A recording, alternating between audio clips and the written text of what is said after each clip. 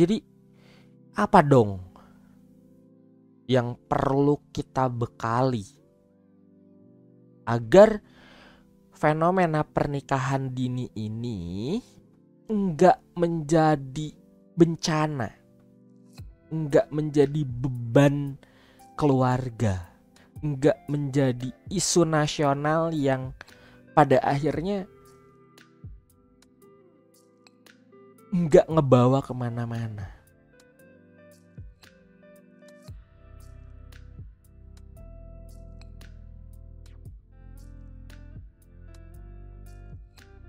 Halo teman curhat semua, Snow di sini. Kali ini aku tertarik banget buat komentar ini karena ini sempat ramai juga bahwa banyak banget anak-anak yang ingin melakukan pernikahan dini. Kayak umuran-umuran SMA kali, SMA tuh biasanya umuran sekitar 17, 18, 19 sampai early 20 tuh itu kayak menggebu-gebu banget. Pokoknya gue pengen married, pokoknya gue pengen nikah, pokoknya gue pengen segera berumah tangga gitu. Nah, tapi sebelumnya gue pengen mulai dengan obrolan netizen. Gitu kan? Kayak nggak sedikit netizen yang bilang katanya, udah, mumpung ada jodohnya, kenapa enggak langsung segera nikah aja? Bising nanti mah keburu zina, keburu ngelakuin hal-hal yang tidak diinginkan, atau nanti dampaknya bikin keluarga malu dari kelakuan kalian gitu kan. Ya udah, segerain aja nikah, sok. Gitu. Jadi seakan-akan netizen meminta para muda-mudi yang sedang jatuh cinta ini ya untuk menyegerakan dihalalkan. Ya untuk yang muslim ya. Untuk yang Kristen mungkin disegera untuk ke gereja dan agama-agama lainnya gitu. Nah, tapi apapun itu agamanya, di Indonesia ini kan Bhinneka Tunggal Ika ya. Jadi semuanya tuh menyarankan untuk menyegerakan menikah gitu. Nah, setelah itu gitu ya, setelah itu netizen ini juga berkomentar sebaliknya di waktu yang hampir bersamaan. Giliran banyak muda-mudi yang di bawah umuran 20 atau early 20 ini mulai menikah dan mendaftarkan pernikahan mereka gitu. Mereka juga yang ngehujat. Nih kalian tuh gimana sih? Orang masih pada muda juga, masa depan kalian masih panjang loh. Kenapa kalian buru-buru banget sih nikah? Ada apa sih? Nih, jadi gue pengen komentar juga sama netizen. Sebenarnya mau kalian apa sih? Karena di satu sisi kalian meminta untuk menyegerakan para muda-mudi ini menikah. Di sisi yang satunya lagi kalian menghujat mereka yang menikah muda. Anak kalian mau dikasih apa? Tapi yang ini rezeki bakal selalu ada. Jadi sebenarnya kita sebagai para pemuda ini harus percaya sama omongan netizen yang mana? Karena ya omongan netizen bingung mau minta tanggung jawab ke siapa gitu loh. Coba dong para netizen yang terhormat, tolong kasih jawaban di komentar, oke? Karena jujur gue sendiri bingung mau menyarankan apa ke para pemuda-pemudi ini gitu loh.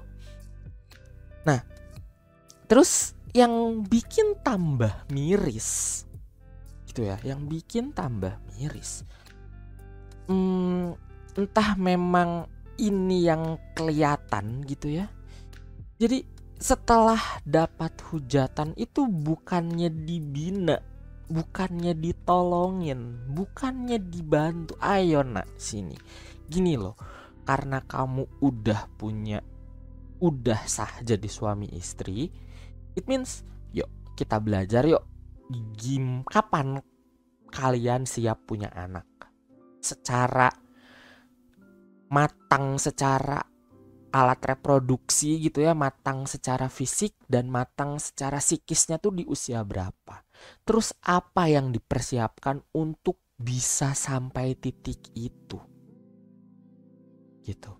Mungkin banyak orang-orang di luaran sana kayak BKKBN dan pegiat-pegiat sosial lainnya yang menyuarakan pentingnya ilmu untuk mengelola pernikahan ini, terutama dalam ranah seksual. Ditambah lagi kita juga nggak ada yang ngajarin gimana caranya ngelola hubungan yang baik, gimana caranya jadi orang tua yang baik, gimana caranya buat bisa menyatukan dua kepala gitu ya, biar kalau bisa jadi kembar siam lah gitu.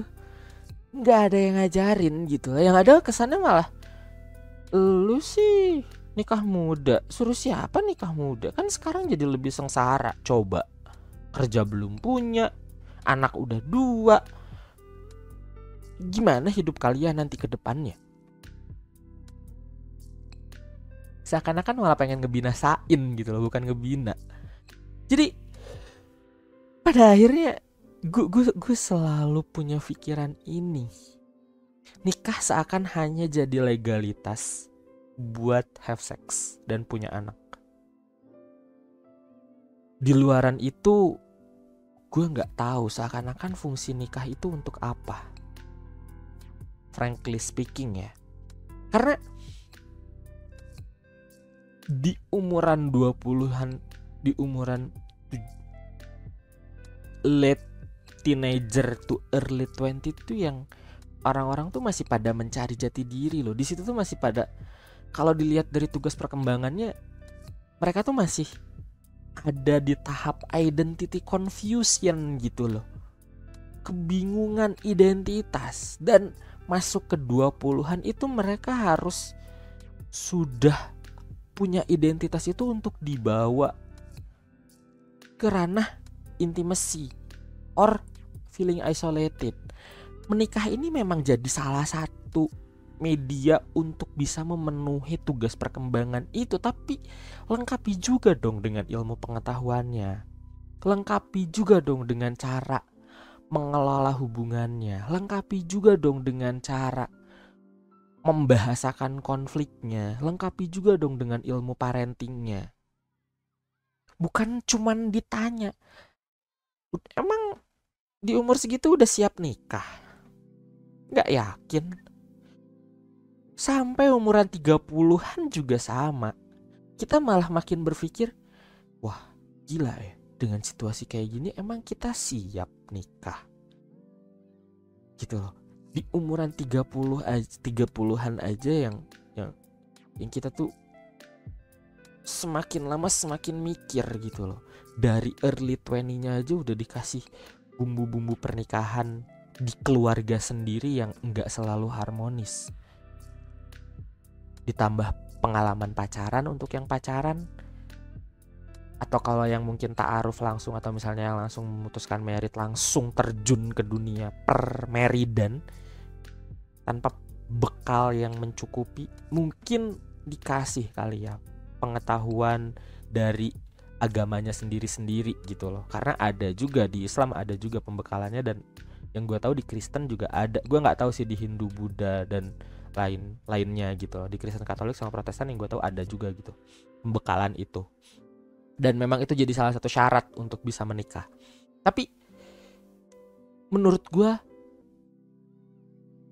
punya ilmu dari sudut pandang agama itu satu part, dan ilmu-ilmu lainnya tentang psikologi, tentang parenting, tentang manajemen konflik, tentang mengerti bagaimana cara berpikir cowok sama cewek, dan hal-hal lainnya yang pada akhirnya kita hanya mengikuti alur untuk menikah dan mempunyai anak. Dan setelah punya anak pun enggak, kita ngulik sendiri untuk jadi orang tua yang baik gitu loh. Jadi sebenarnya ini pertanyaan buat gue, untuk menjawab fenomena pernikahan dini ini, sebenarnya kudu piye kita ini menangani para anak-anak yang sudah kadung menikah, yang sudah terlanjur menikah di usia muda. Apakah mereka harus mengalami perceraian di usia tua? Karena kalau udah nikah, let's say misalnya di usia 17, 18, 19, kemudian di umuran 20 sampai mid 20s-nya udah cerai, ya yang jelas tugas perkembangan mereka bakal terganggu. Fungsi mereka secara psikologis, secara sosial, secara emosional juga bakal terganggu. Jadi apa dong yang perlu kita bekali agar fenomena pernikahan dini ini enggak menjadi bencana, enggak menjadi beban keluarga, enggak menjadi isu nasional yang pada akhirnya enggak ngebawa kemana-mana. Coba dong yang punya solusi, boleh banget kita ngobrol aja di bawah ya. So gimana biar fenomena pernikahan dini ini bisa membawa solusi, pernikahan dini ini bisa jadi membekali mereka untuk kehidupan mereka yang lebih baik. Yuk kita ngobrol di komen ya, gue tunggu jawaban kalian.